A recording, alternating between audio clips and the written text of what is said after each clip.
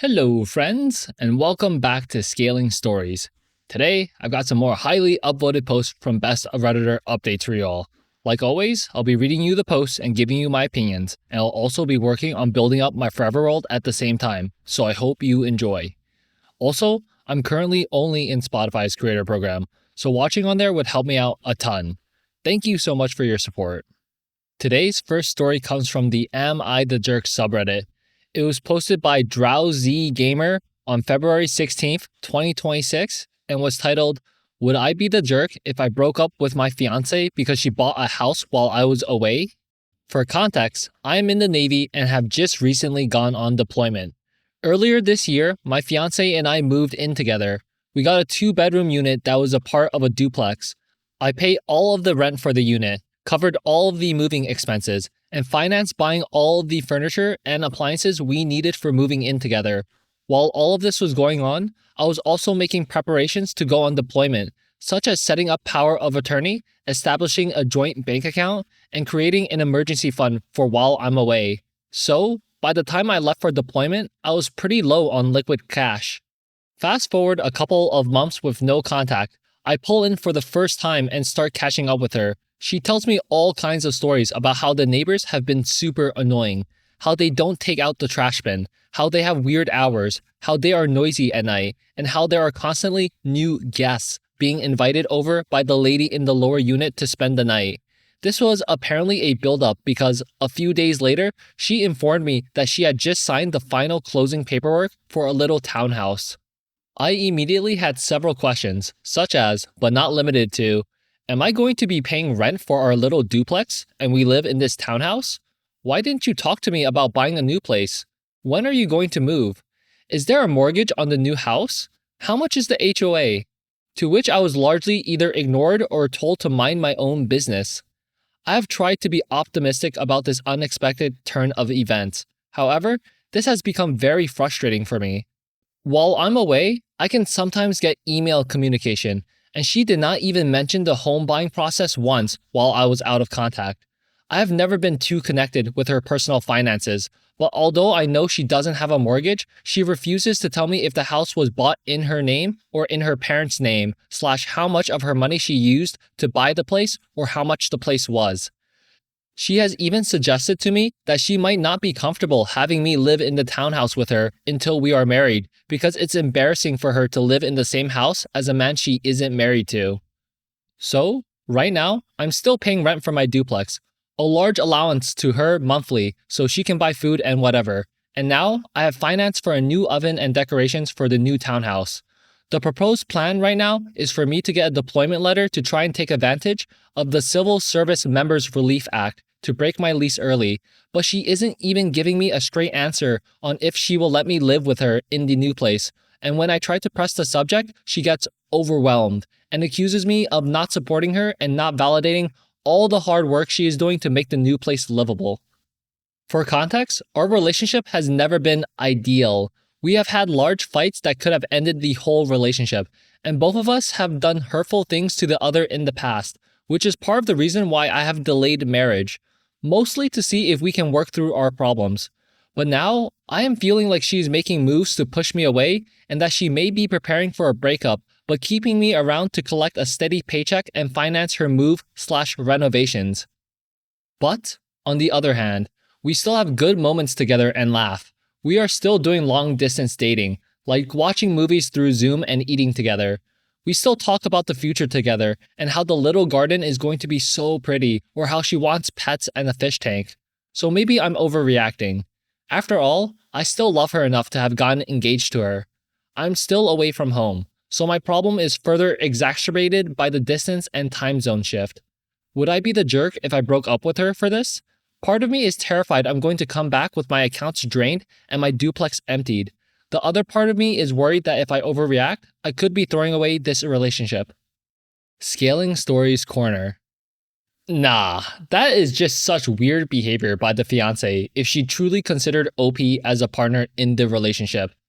Buying a new home is literally so massive to do. Like, it's undeniably a massive decision for anyone to make. And the fact that she didn't even bother to message OP once about it tells me that she doesn't think it's her and him. It's just her. I personally would break up with someone if I was engaged to them and they made a decision like that without consulting me, or at least unengage and postpone the wedding. But in OP's situation, I think he's definitely been used, considering she's hesitant to answer any of his questions, and she's not even telling him if he can live with her or not. Like, OP has covered rent for her this entire time and so much more, and she's just like, yeah, I'm not sure if you can live with me. I mean, we aren't married on paper. Like, no, this person is legitimately your enemy. They don't actually care about you. So I think breaking up is the only move here. And sadly, I don't think OP can really do anything about the situation besides move on, because he got completely used by this person. Now here are some of the top/relevant comments from the original post. Commenter 1 says, "Not the jerk. I don't know how the military works, but why were there months with no contact? Is that normal? If she was the one refusing contact, you need to get out of this relationship ASAP. Actually, sorry, you need to get out of this relationship now anyway." OP says, "Unfortunately, being out of contact for months is very common in my line of work. Submarines make communication back home very difficult." Commenter 2 says, "End this relationship. This person was using you to save up to buy a home." Commenter 3 says, "Actually couldn't believe my eyes when he said he's financing her move and decorations after being told she doesn't want him to live there." Commenter 4 says, "I don't know how to tell you this, but this woman is using you. Why are you paying for all her living expenses and giving her a monthly allowance if she can afford to buy a home on her own? What are you doing supporting her, even though you've never really been too involved in her finances? You are being taken advantage of. She doesn't want you to move in until you're married, and she's never going to marry you. She will, however, keep up this grift as long as you allow it." Update 3 months later. So, first, I want to say thank you to everybody who took the time to read my situation and give me advice. I've held off on updating for a while, since I wanted to see how things would play out before I finally called the matter closed. Shortly after making the post and having some deep conversations with my best friends, I finally made the decision to take action.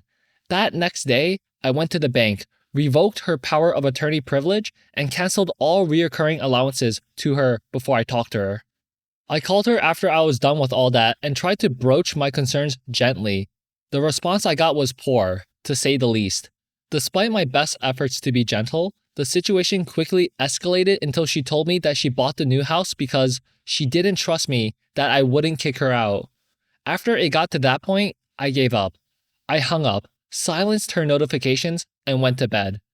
I texted her the next day, informing her about how the POA had been revoked and how I wasn't giving her any more money. Since she was on the lease, I told her that if she decided to stay in my apartment, she would be responsible for paying half of the rent if she didn't move out before I got back. I then muted her and did not talk to her again before I went underway. I finished out the rest of the deployment. We only got one more port call for a couple of days on the way back home from mission. I took the time to call her to find out some things. She tried to guilt trip me by telling me how much she missed me and how she got hurt during her new work. I found out during the call that she was still living in my apartment. That day, I messaged her again, telling her that she was not welcome in my house, that she needed to get out, and that we are no longer together before I muted her for the duration of my port call. I came back home in early May. She moved out of my apartment and took all of her stuff with her. She took a couple of my things, like my TV and my kitchen appliances, but the bulk of my things were still there, so I didn't get legal authorities involved. My place was disgusting. It felt like it hadn't been cleaned since the day I left, so I had to spend 3 hours that first day back cleaning. I got done cleaning and found out the shower was fully clogged. By the time I got back from the hardware store with a drain snake, the water was still standing. And, when I went to bed, I found that the place where I normally sleep had a big hole stabbed into it, and her side of the bed had a big blood/pee stain, I assume a bad period.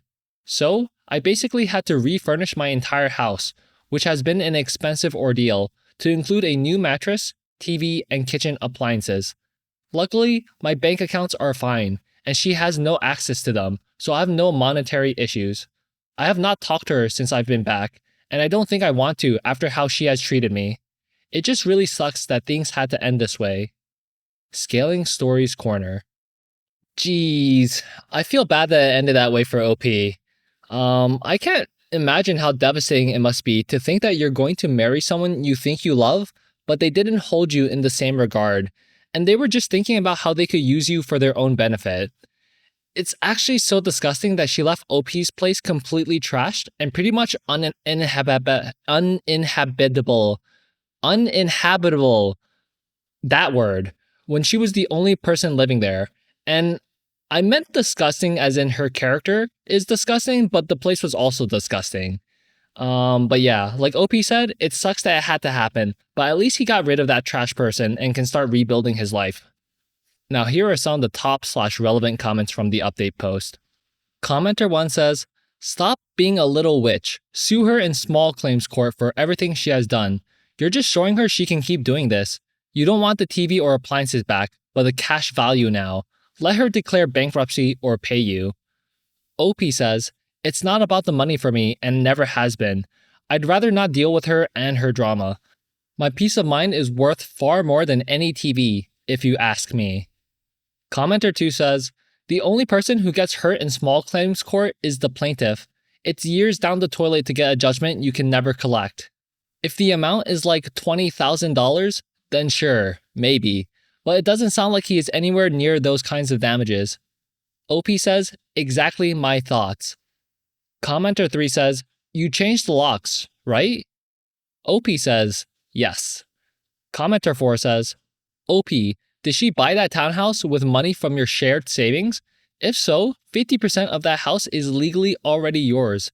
You say it isn't about the money, but she has done nothing but steal from you your entire deployment, trash your apartment, and steal/destroy your property. Get your money back. Get your equity from that house, if your money paid for it, and make this a complete legal break." OP says, "The money from our joint account did not go directly into financing the house. I drained every penny I could from the account the second I canceled her POA. If she did use any of my money, then it was through her personal accounts, and I'm not about to try and prove whether it's my money at that point." Commenter 5 says, "Since she was working too, were you both contributing to the joint account?" OP says, "No, just me." Okay friends, so that concludes our first story of the day. Next up, we have a story from the Relationship Advice subreddit. It was posted by throwRAxleep on June 22nd, 2021, and was titled, "My girlfriend went into my phone and deleted my female friend's number, as well as blocked her on all of my social media. She did this because she says I'm spending too much time talking to the friend whose mother died 2 months ago and whose brother just committed suicide. I am 20 male with a 19 female girlfriend. I also have a close personal friend, Cassie, 19 female. I've been friends with Cassie my entire life. It was always a platonic relationship, never romantic or sexual. Earlier this year, Cassie's mother died. A few weeks later, her brother committed suicide. As you can imagine, Cassie is a mess. Her father isn't very supportive of her. She's having panic attacks, it seems like, every day. She needs a therapist, but she refuses to go see one because, when she was 11, she was essayed by a church therapist. She calls me up crying, and obviously, I answer the phone, no matter what I'm doing. It's what I would do with any of my friends who are going through such a hard time. Cassie doesn't trust many people, so the fact that she turns to me when she needs someone means a lot to me. Yesterday, I realized I hadn't heard from Cassie in a long time. I sent her a text, and it went through on my phone, but then never delivered. I thought that was strange, so I checked her socials and couldn't find them. I tried to call her, and the call wouldn't go through. So, I went to her house, and she was home but didn't open the door. When she finally did, she was incredibly upset, asking me why I had been sending her straight to voicemail and blocked her on social media. It turns out my girlfriend had gone on my phone the night before while I was sleeping and blocked her on everything. I confronted her and asked her why. She said she thought I was dedicating too much time to Cassie and not her. I spend plenty of time with my girlfriend. I'm most mad she never talked to me about this. She just went into my phone and blocked her. We've been dating for a year. I feel like this might be a deal breaker for me. but I want to know if I'm overreacting or not. Thank you. Edit to add, my girlfriend doesn't have the passcode to my phone. She was lying next to me and I had my Apple Watch on. She was able to unlock my phone because of that. Scaling Stories Corner. Holy crap. How is that just maybe this is a deal breaker for me, for OP? If that was me, that would for sure be a deal breaker. Like, who does this girl think she is? Like, okay, you think I spend too much time comforting my close friend who has gone through some extreme heartbreak and tragedy in the last year, by the way, and you're not even going to talk about it? You're just going to secretly block my friend and make her think I'm abandoning her when she's at literal rock bottom? I don't care if the girlfriend is only 19, but that is some seriously messed up crap she pulled. If she had a problem with how much time OP was allocating to Cassie, she should have spoken up like an adult and not this bullcrap. So yeah, so not overreacting, and I think breaking up is the right option here. Now here are some of the top/relevant comments from the original post. Commenter 1 says, I do think your girlfriend is projecting a lot of insecurities and jealousy and went to the extreme. Does the girlfriend know about your friend's situation? Have you informed her about your friend and how she needs someone to talk to? For example, I was in a similar situation once with my boyfriend of 2 years. He had an ex-girlfriend who was diagnosed with cancer and wanted to reconnect with my boyfriend and close friends in case she does not recover from treatment. Before my boyfriend dated her, they were very close friends for years. My boyfriend communicated with me about the situation. He was afraid that I might be upset when I find out he is texting and talking to the ex, told me the situation about her cancer, and wanted to be one of the people to support her during her recovery.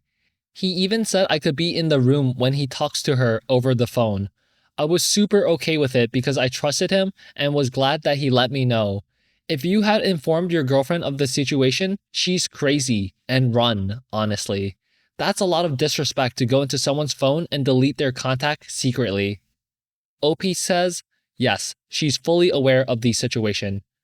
Commenter 2 says, I'm still stuck on the part, I haven't heard from Cassie in a long time, and my girlfriend blocked her the night before.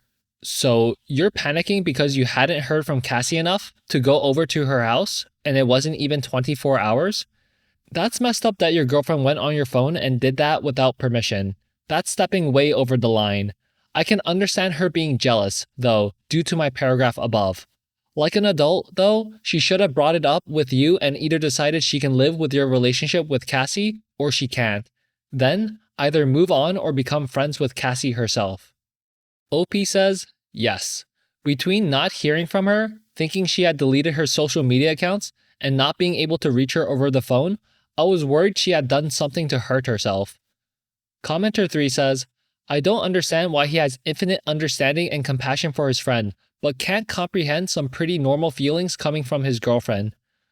OP says, I would understand normal feelings coming from her if she had expressed them in a normal way, as in telling me how she was feeling.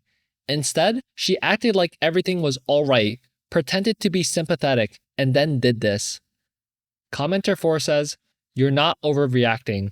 Your girlfriend has zero empathy. Dump her. Update 5 days later. I broke up with my girlfriend. I couldn't wrap my head around just going that nuclear without having a conversation with me first. I would almost understand if she had told me about her feelings first, that she was jealous or insecure. But she was telling me everything was fine. She wasn't feeling any type of way. And then, 2 hours later, did that. What other things would she not communicate with me about and just do something drastic instead? If she was feeling insecure about my friendship with Cassie, or our relationship, or didn't think I was dedicating enough time to her, she should have communicated that with me. She took it really badly. I just tried to be open and honest with her about why I was doing this. She completely ignored everything I was saying and insisted I was breaking up with her to date Cassie. She went on social media and put Cassie on blast, saying that she was a life-wrecking WHRE who's been trying to sleep with me our entire relationship, who had been using her family tragedies as an excuse to come in between our relationship. Cassie and I blocked her on everything. A lot of you made really good points in regard to Cassie needing to get into therapy. She has been insanely against therapy, but someone made a really good point about teletherapy. Cassie said that she's open to that. So, she hasn't started yet, but she has a call with a female therapist next week. A lot of people were mentioning how I went over to Cassie's house after only not hearing from her for a day. People were saying that was extra and the reason why my ex-girlfriend was getting upset. 7 weeks ago, Cassie and I were hanging out, and she had mentioned she had been in the middle of a conversation with her brother, and he hadn't replied to her yet. She thought it was weird enough to mention, but not a big enough deal that we didn't stop hanging out. When we went back to her house, her brother had shot himself in their backyard. It was effed. It's in my head forever, and I'm terrified it's going to happen to Cassie. She's talked about it before, and we've had scares before. So yeah, we talk a lot, and I get nervous when she doesn't answer me. It might be an overreaction, but it's just what we do. We talk a lot. Anyway, thanks for all of your advice. I think I knew what I had to do, just needed the validation, haha. ScalingStories Corner. Wow, that story about Cassie's brother was actually horrific. I had to do a retake of that sentence because I got stun locked as I was reading it and it just came out really poorly. But I think that added a lot of context on the fear OP was feeling when he didn't hear from Cassie. And I'm not sure if OP's ex-girlfriend also knew about that detail, but if she did, she's actually evil incarnate. I do think therapy will be really good for Cassie considering everything she's gone through, and hopefully it gets her back to a place of like normalcy. I think OP is being a really good friend to Cassie, and he's definitely not trying to pursue her in a romantic way. And his ex-girlfriend blasting them on social media and even specifically mentioning the tragedies in Cassie's family was actually so immature and frustrating and straight up malicious too. And actually, OP's ex-girlfriend mentioning Cassie's family's tragedies in the social media post, that actually means she probably knows about the story about Cassie's brother, and she still did what she did. So yeah, wow. I guess some people out there are just straight up evil. Now here are some of the top/relevant comments from the update post. Commenter 1 says, "You did the right thing. You are a very good friend and human being. I hope you try therapy yourself so you don't fall prey to people who abuse your kindness. Wishing you all the best moving on." OP says, "Thank you very much. I might look into going to therapy myself." Commenter 2 says, "One time, a coworker made a vague Facebook post about how life was hard and she didn't understand the point of it all. Nothing that explicitly said suicide, but enough to warrant concern. Some coworkers called her and she didn't answer. This went on for a few hours. We told our boss, who drove over, as well as some other coworkers whom she was close with outside of work. She had been taking a nap. She was fine. But my point is, this wasn't even someone we were close to, and a few hours of radio silence led to 3 people coming over. I'd rather feel stupid than guilty. There's nothing wrong with you checking on a friend after a complete day of silence." Okay, friends, so that concludes today's video. Leave a like and comment down below to let me know what you thought of it, and I'll see you again tomorrow. Take care.